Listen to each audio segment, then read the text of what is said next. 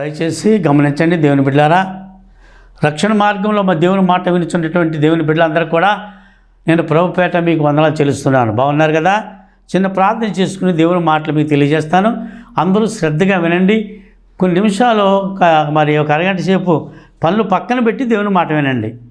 పరిశుద్ధమైన తండ్రి, అల్పుడను కొన్ని నిమిషములు నీ సన్నిధిలో నిలిచి నేను మాట్లాడుచుండగా నన్ను మరుగుపరిచి బిడ్డలకు కావలసిన మాటలు మీరు మాట్లాడి బలపరచండి. వారం లేని చీకటి శక్తులను దూరపరచండి. యేసు నామములో ప్రార్థించి వేడుకొనుతున్నాను పరమ తండ్రి, ఆమేన్. దేవుని బిడ్డలారా, పరిశుద్ధ లేఖనములో 91వ దావీదు కీర్తనలో చక్కని మాట కనపడుతుంది. అతడు నన్ను ప్రేమించుచున్నాడు గనుక నేను అతన్ని తప్పించేదను. చూసారా మాట? దేవుడన్న మాట ఇది. అతడు అంటే అతడు, ఆమె, ఎవరైనా సరే ఎవరైతే ఆయన్ని ప్రేమిస్తారో వారిని తప్పిస్తాడట. చాలామంది మార్గాన్ని వెళ్తుంటారు, ప్రమాదాలకు గురైపోయి హాస్పిటల్ పాలైపోతుంటారు, ప్రాణాలు పోతుంటాయి. మరి ఇక్కడ మాట ఎంత చక్కగా చూడండి. అతడు నన్ను ప్రేమించుచున్నాడు కనుక నేను అతను తప్పిస్తాను, నీకు అపాయమేమీ రాదు. ప్రేమించేవారి ఇంటికంటే అపాయమేమీ రాదు.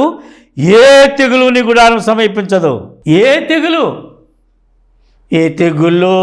నీ గుడారము సమీపించదయా. అపాయమేమియు రాదయ్యా. ఏ తెగులు నీ గుడారము సమీపించదయా. అపాయమేమీ రాదయ్యా. దేవునికి స్తోత్రం. అతడు నన్ను ప్రేమించుచున్నాడు కనుక నేను అతన్ని తప్పించదను. నీ మార్గములు అన్నిటిలో నిన్ను కాపాడుటకు ఆయన నిన్ను గూర్చి తన దూతలకు ఆజ్ఞాపించును. ఎంత చక్కని మాట చూడండి. మన మార్గమును వెళుతుంటే మనల్ని కాపాడటానికి ఆయన నిన్ను గురించి తన దూతలకు ఆజ్ఞాపించును. గబ్రియేలు, గమాలియేలు, చూడు నా భక్తుడు వెళ్తున్నాడు, ముందు వెనక మీరు కాపలకాయండి అని ఆ దూతలకు ఆజ్ఞాపిస్తాడట దేవుడు. ఎవరికండి? ప్రేమించేవారికి, ఆయన్ని ప్రేమించేవారికి, ఆయన్ని ప్రార్థించేవారికి, ఆయన చెప్పినట్టు చేసేవారిని తప్పిస్తాడు. తప్పించలేదు అంటే, నువ్వు ప్రాణం పోయిందంటే దేవునికి ఇష్టం కాదు. నువ్వు ఎందుచేత? ఆయన ఇచ్చిన ఆయుష్ ఉంది, ఆయుష్ ప్రకారం బ్రతకాలి. నువ్వు బ్రతకాలంటే దేవునికి భయభక్తులు కలిగి ఆయన చెప్పినట్టు చేయాలి. ఆయుష్ దేవుని చేతిలో ఉంది, ఆరోగ్యం మన చేతిలో ఉంది. ఆరోగ్యం పాడు చేసుకుంటున్నాం మనం. చాలామంది ఆరోగ్యం పాడు చేసుకుని ఆయన ఇచ్చిన ఆయుష్ ప్రకారం బ్రతకకుండా మధ్యలో వెళ్ళిపోతున్నారు. చూసారా? నా కుమారుడా, నా మాటలు జాగ్రత్తగా ఆలకించు, చెడుతనము చేయకు. చూసారా? ఈ శరీరానికి మంచి పదార్థాలు తిను. ఏమి తింటారండి? రోడ్లమ్మట అమ్మి పలహారాలు తినేసి ఆరోగ్యాలు పాడు చేసుకుని వాళ్ళిష్టానుసారంగా శరీరానికి హానికరమైనటువంటి ఆహారం తీసుకుని పాడు చేసుకుని హాస్పిటల్ పాలైపోతున్నారు. ఏమండి? ప్రభు చెప్తున్నాడు, నా కుమారుడా. ఆ పిలుపు చూసారా? ఏ గ్రంథంలోనే ఉందాగా నా కుమారుడని? ఏ గ్రంథంలోనే పిలిచినట్టుందా? ఇంకో మాట ఉంది, అమ్మా. ఆ మాట చూడండి, ఎంత ప్రేమ. అమ్మా, చూసారా? ఎంత పాపినైనా సరే ఆయన పిలుపు, ఆయన ప్రేమ, ఆయన దయ ఎవరికైనా ఉందా? దేవుళ్ళు ఉన్నారు, 101 మంది ఉన్నారు దేవుళ్ళు. దావీదు ఆయన ఒక్కడే మహత్కార్యం చేసేవాడు. ఉన్నారు దేవుళ్ళు, అయితే ఆయన ఒక్కడే చేసేవాడు మహత్కార్యములు. ఏం కార్యం చేశారు? చనిపోయిన వాళ్ళు బతికించాడండి. పాతి పెట్టింది లాజరు 4 దినాలు గోతులో కుళ్ళిపోయిన శవని లాజరు అని పిలిచాడు, పైకి వచ్చాడు.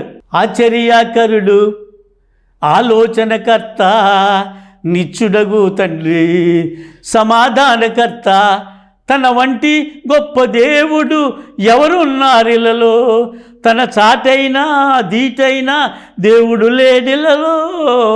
ఆశ్చర్యకరుడు, ఆలోచనకర్త, నిత్యుడగు తండ్రి, సమాధానకర్త. ఆశ్చర్యాలు చేసేవాడు ఆయనే, ఆశ్చర్యాలు చేసేవాడు ఆయనే, అద్భుతాలు చేసేవాడు ఆయనే. అలాంటి దేవుడు ఉన్నాడా? దేవుడు ఉన్నారు. వాళ్ళు ఏం కాదు. బతికిన వాళ్ళు చంపేశారు, వాళ్ళు పాపిని చంపారు, దుర్మార్గుని చంపారు, హతము చేశారు. యేసయ్య ఏం చేసి తెలిసిన పాపిని ఏం చేశాడు?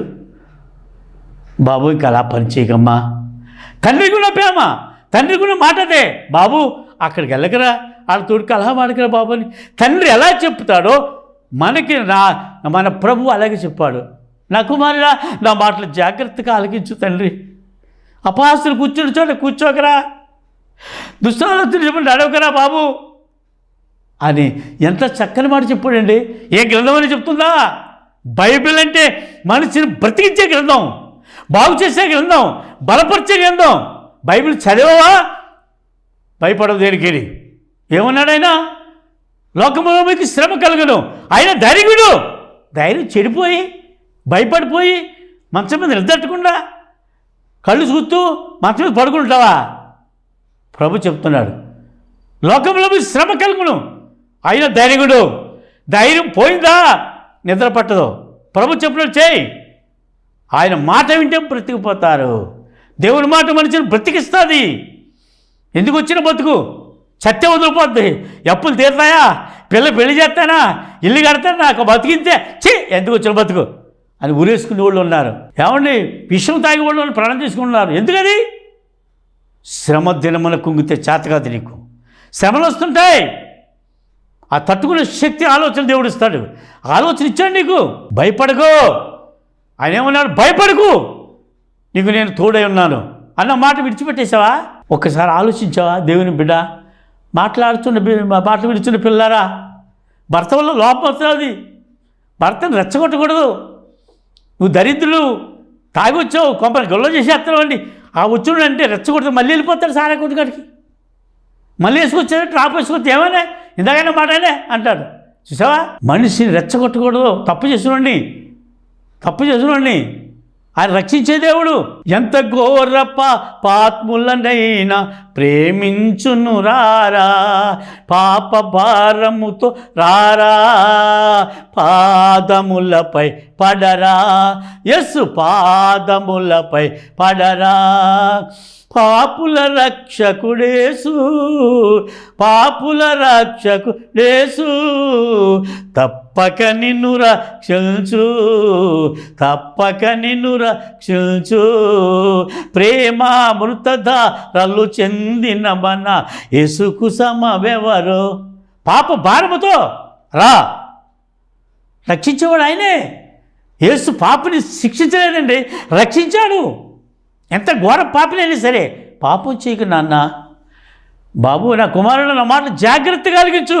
అమ్మా, ఇక ఎప్పుడు పాపం చేయక. పాపములో పట్టబడే స్త్రీని గుమ్మాలో చేరినవరు నా కొంప అల్లరి చేసి వచ్చావే, నీ మొక్కు గుమ్మ రాగానే తోలేస్తారు మనం. కానీ ఏ సలహం లేదు. అమ్మా, ఇక పాపం చేయకమ్మా. ఎవరు నిన్ను శిక్ష లేదా? లేదు ప్రభు, నేను నిన్ను శిక్షను, ఇక పాపం చేయకమ్మన్నాడు. ఒక్కసారి ఆమె గుండె పగిలింది, పాపాన్ని విడిచిపెట్టింది, ప్రభు మాటలప్పుడు నడిచింది, దేవుని బిడ్డగా మారింది. దేవుని మాటలు విడిచిన దేవుని పిల్లలు. ఆ విధంగా ఉన్నావా నువ్వు? పాపంతో పరిగెట్టేస్తున్నావు, తాగుడుతో పరిగెట్టేస్తున్నావు, వ్యభిచారంతో పరిగెట్టేస్తున్నావు, నిష్ఠాంతో తిరుగుతున్నావు. నీకు నీవే ఈ బాధలు కొని తెచ్చుకుంటున్నావు. దేవుడు పెడుతున్నాడంటారు. దేవుడు ఎవరికీ బాధ పెట్టడు. నీ బిడ్డలకి నువ్వు బాధపడతావా? నా బిడ్డ బాగోవాలి, నా కొడుకు బాగోవాలి అని ఆశపడతావు, కానీ పాడవాలని ఎవరు చూడరు. ప్రభు చెప్పాడు, నా కుమారుడా, నా మాటలు జాగ్రత్తగా ఆలకించు.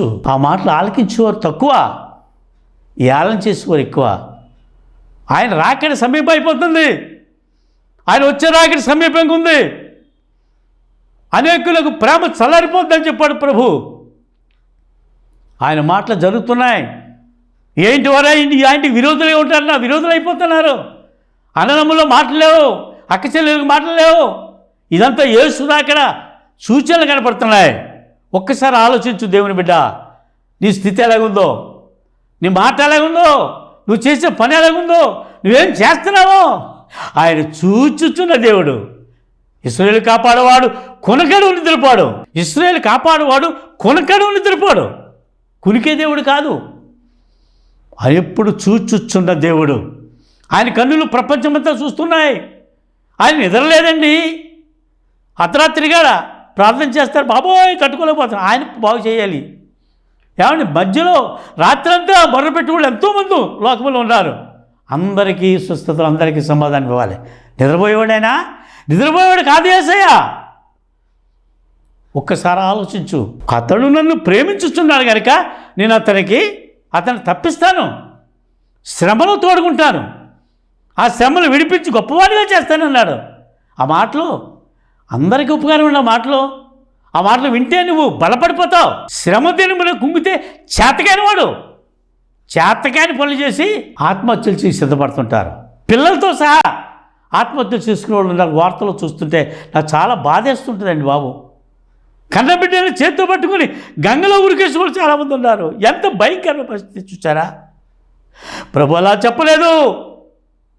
లోకంలో మీకు శ్రమ కలుగుతుంది, ధైర్యంగా ఉండండి. ధైర్యం చెడిపోయి కురుగుపోయి ఆత్మహత్యలు చేసుకుని ప్రజలు లేకపోలేదు. ఒకసారి ఆలోచించు దేవుని బిడ్డలారా. దేవుని మాట మనిషిని బతికిస్తుంది, బాగు చేస్తుంది, బలపరుస్తుంది. నువ్వు బలంగా ఉన్నావంటే దేవుని మాట విను. బాగుపడాలంటే దేవుడు చెప్పులు చేయి. దేవుని మాటలు వినుచున్న దేవుని బిడ్డలారా, ఒక్కసారి ఆలోచించు, ఆగి ఆలోచించు అన్నాడు ఆయన. ఏ పని చేసినా ఇద్దరు ముగ్గురు ఆలోచించి పని చేయమన్నాడు ఆయన. లేఖనాల్లో చక్కగా రాసి ఉంచాడు మాటలు. అనుమనీయుల్ని ఇద్దరు ముగ్గురు ఆలోచించి పని చేయి. అన్నీ నాకు తెలిసని అడవిలో పడిపోతుంటారు, అప్పులు పాలైపోతారు, అక్కడి తిప్పలు పడుతుంటారు, చావుకు సిద్ధపడుతుంటారు. ఎందుకని? అది నీ చేతులతో కొనుక్కు తెచ్చుకున్నది. జాగ్రత్త, ప్రభు నీతో మాట్లాడుతున్నాడు. అందరికీ ఉపకారి. ఆయన ఏమని చెప్పాడు తెలుసా? ప్రయాసపడి భారం వస్తున్న సమస్త జనులారని ఎంతకండి అన్నాడు. భక్తుల్ని పిలవలేదు ఆయన. ఒక మాట అన్నాడు, నేను పాపులను రక్షించడానికి, రోగులు బాగు చేయడానికి నరుడుగా వచ్చానన్నాడు ఆయన. ఎంత ఘోర పాపునైనా సరే ఆయన రక్షించే దేవుడు, శిక్షించేవాడు కాదు.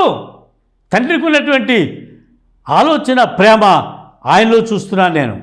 దేవుని మాటలు వింటున్న దేవుని పిల్లారా, ఆయన రక్షించే దేవుడు. ఏసంటే ఎవరనుకున్నావు? ఏడ్చేవాడిని ఊరుకు పెడతాడండి. కన్న కొడుకు ఒక్కడే కొడుకని ఆ తల్లి భర్త చచ్చిపోయినా కొడుకు మీద ఆనుకుని, నా కొడుకున్నాడు, భయం లేదు, ఆడు చూసుకుంటాడని చాలా గంపెడి ఆశ కొడుకు మీద పెట్టుకుంది. ఆ ఒక్కగాని కొడుకు ప్రమాదవశాత్తు చనిపోయాడు నాయనని గ్రామంలో. దేవుని పిల్లారా, ఆ తల్లి పడే తపన, బాధ, ఏడుపు ఇంతంతా కాదు. ఎవరున్నారు నాకు? నేను ఆయన బ్రతికేంటి? వెళ్ళిపోయావు ఆ కొడుకు అని ఏడుస్తూ రొమ్ము కొట్టుకుని ఏడుస్తుంది. వందలాది మంది ఆ కుర్రోని తీసుకుపోతున్న వెనకాల వెళ్తున్నారు తప్ప అమ్మకి ఊరుకోమని ఓదార్చుకులు ఎవరు కనపడలేదు. ఈ లోపల యేసు ప్రభు ఆ గౌని దాటి లోపలికి వస్తున్నాడు. ఆ గ్రామం గౌని దాటి లోపలికి తొలగి శవం బయటికి వెళ్తుంది. వెనకాల తల్లి ఏడుస్తుంది. ఆ ఏడుపు చూచి ఆమె మీద కనికరపడి దగ్గరికి వెళ్ళి యేసు ప్రభు ఏమన్నాడు తెలుసా? అమ్మా ఏడవకు. ఏంటది? ఏదో తెచ్చి చేతికి ఇచ్చినట్టు. అమ్మా ఏడవకమ్మా అంట్లోకి అందరూ ఆశ్చర్యంగా చూస్తున్నారు. ఈ లోపల కట్టుకు మీద వెళ్ళి ఆయన చెయ్యాల వేశాడు. మోస్తున్న వాళ్ళు నిలబడ్డారు. ఏమన్నాడు తెలుసా? చిన్నవాడా లేపకి. ఒక్కసారి కట్లు ఏమైపోయారో తెలియదు కానీ లేచుకొచ్చున్నాడు. చిన్నవాడు తీసుకొచ్చి ఆ తల్లికి, అమ్మా ఇడువని కుమారుడు, చిత్రాల వాడే మన యేసయ్య, చాలా చిత్రాల వాడే మన యేసయ్య, చిత్రాల వాడే మన యేసయ్య, చాలా చిత్రాల వాడే మన యేసయ్య, లోకానికి వచ్చినాడు, పాపులను రక్షించినాడు, దయగల్లవా అడమ్మో, ఈ జగమున లేడమ్మా. చిత్రాలు వాడు. వెంటనే కొడుకుని తీసుకొచ్చి వెదవరాలికి చేతికి అప్పగించాడు. అలాంటి దేవుడు ఉన్నాడా? చెప్పండి. చరిత్రలో ఎక్కడ లేడు.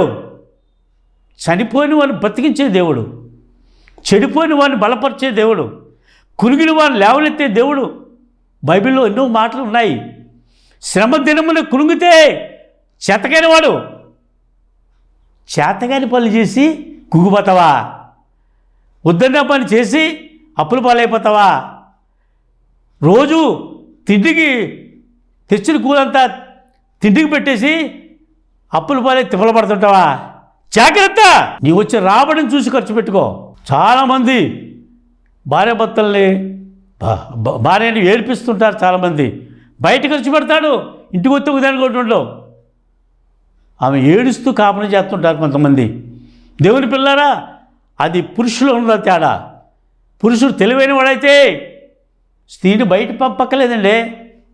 స్త్రీ ఇంటిలో పిల్లల్ని పెంచుతూ వాళ్ళు చక్కగా చూసుకోవడానికే ఇచ్చాడు దేవుడు అధికారం. పిల్లల్ని కని నువ్వు పెంచి పెద్దవాళ్ళు చేయన్నాడు ఆయన యేసయ్య. నువ్వు పనులకు వెళ్ళమనలేదు. ఇప్పుడు ఆడామగా కలిసి పని చేస్తున్నా సరే కూడలేదు వీళ్ళకి. ఎందుచేత?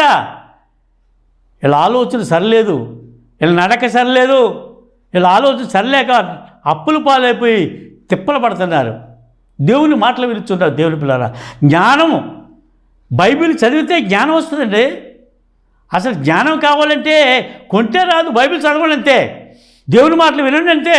అతడు నన్ను ప్రేమించుచున్నాడు కనుక నేను అతన్ని తప్పిస్తాను, నీ మార్గములన్నింటిలో నిన్ను కాపాడుటకు ఆయన నిన్ను గురించి తన దూతలకు ఆజ్ఞాపించును, నీ పాదములకు రాయి తగలకుండా వాళ్ళు నిన్ను చేతుల మీద ఎత్తుపట్టుకుందరు. హల్లెలూయా.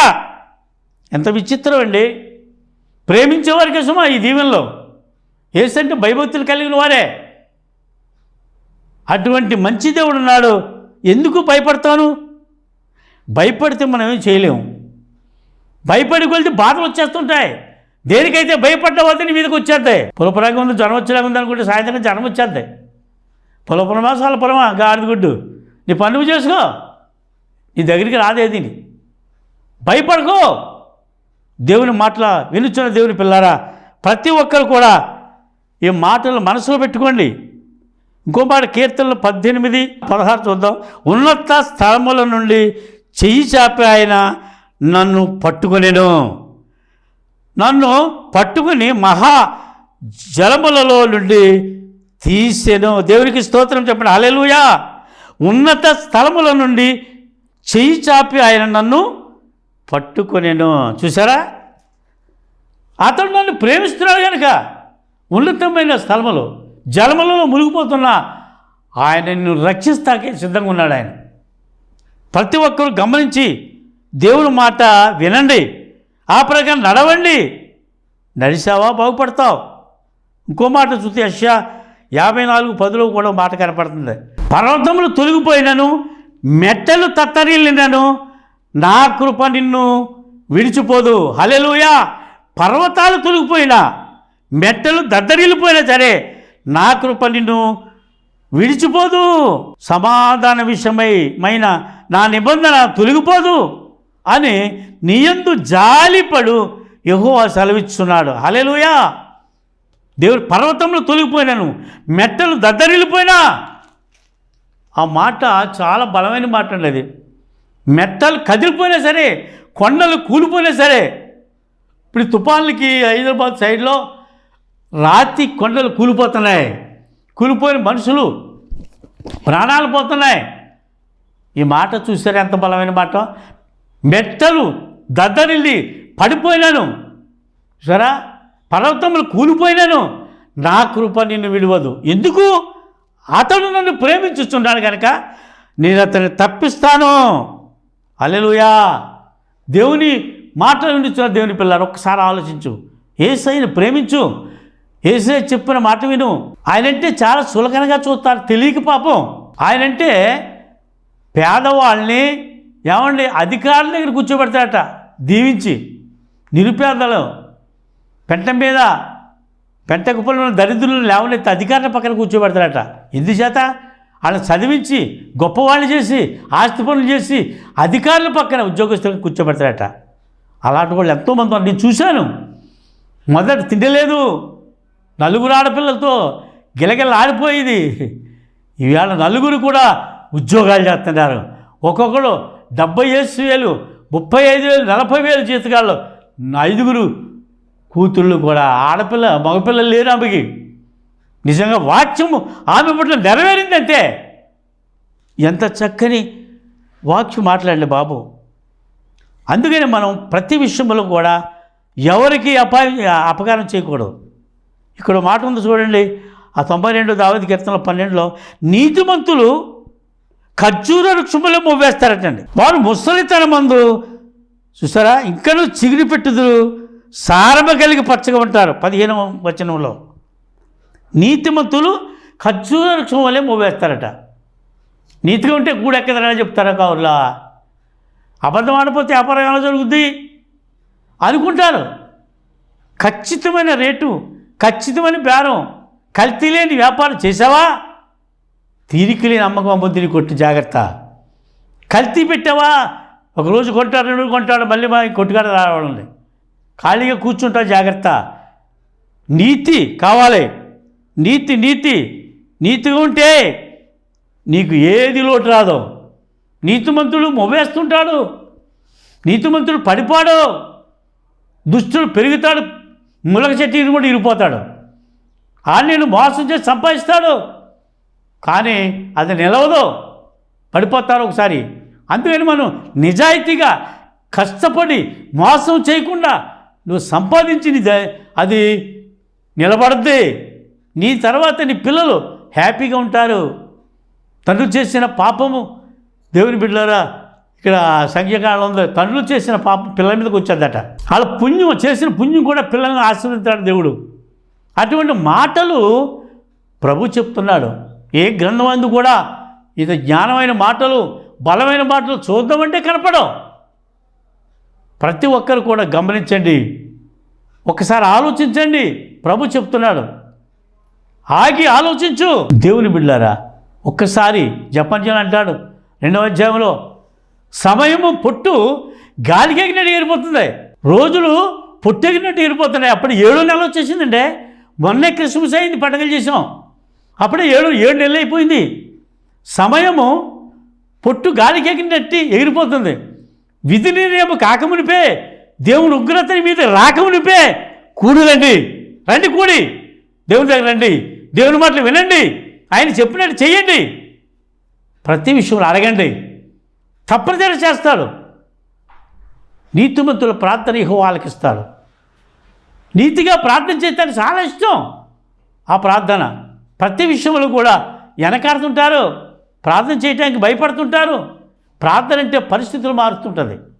ప్రార్థన అంటే ప్రతి ఒక్కరిని కూడా బలపరుస్తుందండి. ప్రార్థన చేసేవాడు కృంగిపారు. ప్రతి విషయంలో కూడా తోడుగా ఉంటాడు దేవుడు. మనకి దేవుడు తోడుగా ఉన్నాడంటే ఎవరు మనకేం చేయలేరు, ఎవరు మనల్ని ఏం చేయలేరు. దేవుని మాటలు వినుచున్నారు దేవుని పిల్లారా. ఒక్కసారి ఆలోచించి ఎలాగుంది జీవితం, ఒక్కసారి ఆగి ఆలోచించన్నాడు ఆయన. ఆలోచించావా తప్పు చెయ్యు, నిశ్చాంతానికి వెళ్ళావా పడిపోతావు. ఏ పని చేసినా తెలివైన వాళ్ళ ఇద్దరిని ఆలోచించి పని చేయమన్నాడు. అన్నీ నాకు తెలుసు అంటారు, ఏమీ తెలియదు వాళ్ళకి.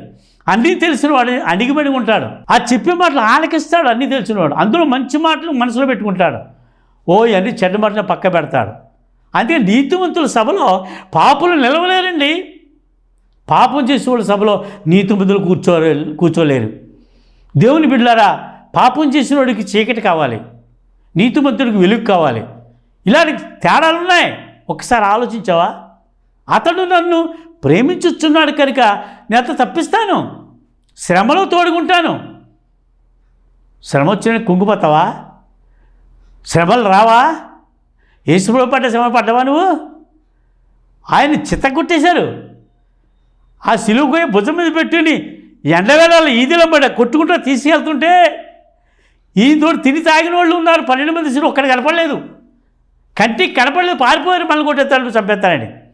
కానీ స్త్రీలు మాత్రం ఆ యెరూషలేము వీధుల్లో యేసయ్యని కొట్టుకుంటూ తీసుకెళ్తుంటే 2 పక్కల నిలబడి రొమ్ము కొట్టుకుని, ప్రభువా ఎవరికి అన్యాయం చేసావయ్యా, ఎవరికి అన్యాయం చేయలేదయ్యా, అందరిని బాగు చేసావయ్యా, నా కొడుకు గుడ్డివాడిని నడిపించావయ్యా, గుడ్డివాడిని చూపించావయ్యా, పక్షం ఎన్నో చెప్పుకుంటూ రొమ్ము కొట్టుకుని ఏడుతుంటే ఈ బట్టలు కొట్టుకుంటే బాధకుండా తీసుకుపోతారు ఇదమ్మట. అప్పుడు చూశాడు, వీళ్ళు ఏడుపు చూశాడు యేసయ్య. ఒక్కసారి కొట్టుకుంటే అని చెప్పేసి నిలబడి, ఏమని, అమలారా నా కోసమే అరవద్దమ్మా, మీకోసం మీ పిల్లల కోసమే అన్నాడు. హల్లెలూయా. స్త్రీ తెల్లవారుజాము లేచి లేవగానే చీపురెట్టుకుని బయటికి వెళ్ళిపోకూడదు. చీపురు కట్టట్టుకుని మోకాళ్ళు, ప్రభా రాత్రితో సుఖనిచ్చావు నన్ను నా పిల్లల్ని, ఇదిగో ఎవరి పనులు చేసుకుని బయలుదేరుతున్నారు, సాయంకాలం వరకు నీకు ఆపదన్న పిల్లపోయించండి, ఆమేన్, చాలు. అలా చెప్పావనుకో దేవుడు చూసుకుంటాడు. గాబ్రియల్ చూడు అని ఆయన దూతల్ని, కోట్లాది దూతలను ఆయన దగ్గర పంపిస్తాడు దేవుని బిడ్డలారా. ఒకసారి ఆలోచించావా? నీ జీవితంలో నీ చరిత్ర ఏంటి, నీ పరిస్థితి ఏంటి, ఎలా ఉన్నాను? దేవుడు చెప్పిన మాటల పట్ల నడుస్తున్నావా? నడిచేవారు ఎలా ఉంటారండి? అతడు నన్ను ప్రేమిస్తున్నాడు కనుక అతను నేను తప్పించుతాను, అతడు నన్ను ప్రేమించుతున్నాడు కనుక నేను అతన్ని తప్పించదను, శ్రమలో నేను తోడుగా ఉంటాను. సరే, మార్గంలో అన్నింటిలో నిన్ను కాపాడుటకు ఆయన దూతల్ని పంపిస్తాడట. ఆయన నిన్ను గురించి దూతలు పంపిస్తాడు, ఏ అపాయం రాకుండా. చూసారా, నీ పాదం రాయి తగలకుండా వారు నిన్ను తమ చేతుల మీద ఎత్తు పట్టుకుందరు. ఎంత చక్కని మాట. భక్తుల్ని ఎలా కాపాడుతుంటాడండి. మనకేంటి, ఎవరున్నారు అనుకుంటావా? దేవుడు ఉన్నాడు, దేవుడిని నమ్మావు, ఆయన దేవుడని నమ్మావు, ఆయన దగ్గరికి వెళ్తున్నావు, ఆయనతో చెప్తున్నావు, ఆయన అన్యాయం చేయడు కనుక దేవుని మాటలు వినిస్తుంది. దేవుని పిల్లారా, రక్షణ మార్గంలో దేవుని మాటలు వినితే పిల్లలందరికీ కూడా నేను చెప్తున్నది ఏమనగా అంటే, మీరందరూ కూడా దేవుని మాటలు విన్నారు, దేవుడు ఎలాంటి తెలుసుకున్నారు. నమ్మి బాప్తిసం పొందిన రక్షింపబడను, నమ్మని వాడు శిక్ష అంటే నరకం, అది ఆరదో ప్రాణం పోదో. ఈ బంగారు వీధుల్లో యేసయ్య దగ్గరగా మరి మనం తిరుగుతాం, అక్కడ ఆకలి దాహం ఉన్నదో సంతోషం, ఆ పట్టణం కావాలా ఈ నరకం కావాలా ఆలోచించుకోండి. ప్రతి ఒక్కరు కూడా దైవభక్తి కలిగి దేవుని మాటకి లోబడి నడవండి. దేవునికి స్తోత్రం. కనుక దేవుని పిల్లారా, ప్రతి ఒక్కరు కూడా మీరు ఉదయం సాయంత్రం ప్రార్థించేటప్పుడు నా కోసం చిన్న ప్రార్థన చేయండి. ఆంబోస్ గారిని ఆరోగ్యంతో నింపు, వారికి మంచి బలాన్ని ఇవ్వండి, వాక్యం నడిపించుకోండి అని రెండే రెండు మాటలు మీరు ప్రార్థనలో జ్ఞాపకం చేసుకుంటారని ప్రభు పేట మీకు వందనాలు చెల్లిస్తూ నేను మాటలు ముగిస్తున్నాను. దేవుడి మనందరినీ దీవించుగాక. ఆమేన్. పరిశుద్ధమైన తండ్రి, పరలోకమందు ఉన్న మా ప్రభువా, నీ పరిశుద్ధ ఘననామానికి లెక్కలేని స్థుతి చెల్లిస్తున్నాను. అల్పుడను ప్రభు నన్ను నిలబెట్టి ప్రజలకు కావలసిన మాటలు మీరు అందించారు నాయన. ఈ మాటలు విలువైనవి, బలమైనవి, కృంగిని వారు లేవనెత్తే మాటలు, బలపరిచే మాటలు, బ్రతికించే మాటలు. బాబాయ్, ఈ మాటలు ఎక్కడ వినలేని మాటలు బిడ్డలకు వినిపించావు. ఆ మాట ప్రకారం ధైర్యంగా ఉండాలి అయ్యా. పిల్లల విషయంలో శోధన ఉంటుంది, భర్త విషయంలో బాధలు ఉంటాయి, ఏవైనా సరే స్త్రీలకి మంచి ఓర్పిచ్చి సంసారాలు ఆశీర్వాదంగా నడపడానికి కృప చూపించయ్యా. నీ దాసులు ప్రాంతం ఆలకించు ఆయన. రక్షణ మార్గం నడిపిస్తున్నా బాబు గారిని కూడా దీవించండి. ఆ బిడ్డ చక్కటి గృహాన్ని కట్టుకుంటున్నాడు, ఆ గృహానికి కావాల్సిన ఏర్పాట్లన్నీ సిద్ధం చేయండి. తీరిక లేని పని పెట్టుకోవండి. అనేక మంది వచ్చిన మాట చెప్పడానికి అనేక మందిని ప్రేరేపించును ఆయన. అల్పుడను నన్ను గురించి ప్రభు అనేక మంది ప్రార్థిస్తున్నారు. అదే రీతిగా నిలబడి నీ సన్నిధిలో నిన్ను గణపరుస్తున్నాను ప్రభు. కూడి వచ్చిన అందరిని దీవించి బాబుకి నడిపిస్తున్నటువంటి ఈ ప్రోగ్రాం నడిపిస్తున్న బాబు గారిని కూడా దీవించి, సందీప్ గారిని నీ కృప ఆశీర్వాదాలు మెండుగా దీవించుమని, దీన ప్రార్థన మీరు ఆలకించమని, భార్యాభర్తల పిల్లల్ని దీవించమని, కట్టబోతున్న కూడా అతి తొందరగా కట్టడానికి ప్రభుత్వం ద్వారా సహాయం చేసి నడిపించు, ప్రజల ద్వారా భక్తుల ద్వారా నడిపించి దీవించి మహిమ పొందమని, ఈ దీన ప్రార్థన మీరు ఆలకించమని యేసుక్రీస్తు పరిశుద్ధ నామములో నేను ప్రార్థించి అందరి తరపున బ్రతిమలాడి వేడుకుంటున్నాను పరమ తండ్రి. ఆమేన్. అందరికీ ప్రభుపేట వందనాలు. దేవుడిని దీవించుగాక.